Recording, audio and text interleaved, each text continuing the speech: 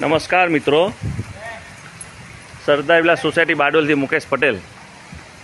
આ મારી commercial building છે જેની 5000 સ્ક્વેર ફૂટ જેટલી પહોળાઈ છે. એનું ટોટલ પાણી હાર્વેસ્ટિંગ કરી અને ભૂગર્ભમાં ઉતારવાનો એક પ્લાન બેસાડ્યો છે, વોટર હાર્વેસ્ટિંગ પ્લાન, જે આપ જોઈ શકો છો. સીધું જ પાણી અંદર જઈ શકે, સીધું જ પાણી.